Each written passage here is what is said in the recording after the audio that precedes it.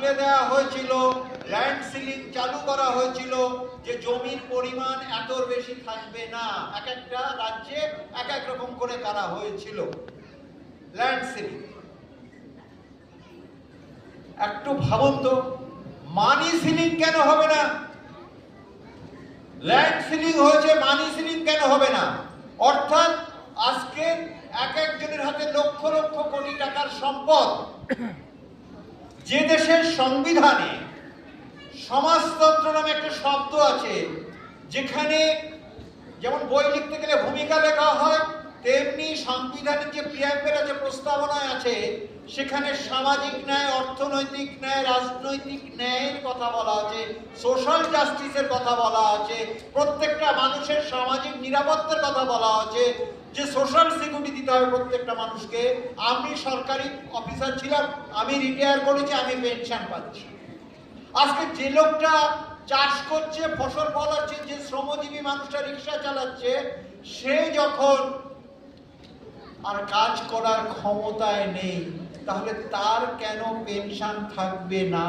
তার কেন সামাজিক নিরাপত্তা থাকবে না? এই বিষয়টা ভাবতে হবে।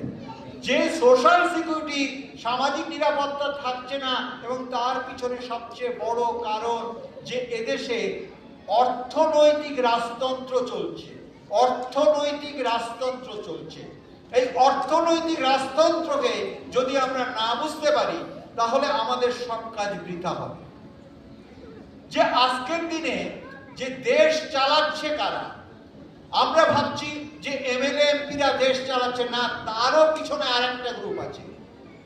তার নাম আজকের দিনে, একটু আগে সভাপতির যে বিষয়গুলো বললেন, সেখানে পরিষ্কার আছে যে এদেশে আমরা ভাবছি জনগণের জনপ্রতিনিধিরা তৈরি হচ্ছে, তা নয়। এটা অর্থনৈতিক এই যে শিল্পপতিরা, তারা অন্ধকার থেকে এই এমএলএ এমপিদের, প্রধানমন্ত্রী মুখ্যমন্ত্রীদের নিয়ন্ত্রণ করছে।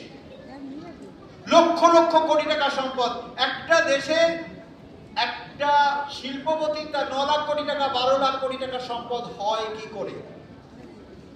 তাদেরকে, অর্থাৎ তারা এই ইলেকশন বন্ডের নামে যে টাকা দিয়েছে, দিয়ে এদেরকে নিয়ন্ত্রণ করছে। অর্থাৎ আমরা যাকে বলছি জনপ্রতিনিধি, আসলে সে জনপ্রতিনিধি নয়, সে আসলে শিল্পপতিদের প্রতিনিধি। ভালো করে বুঝবেন, আমরা ভাবছি জনগণের প্রতিনিধি। জনগণের প্রতিনিধি আজকের একটা নির্বাচনে দাঁড়াতে গেলে একজন এমপি সে 95 লাখ টাকা খরচ করতে পারে। একটা লোক আছে এখানে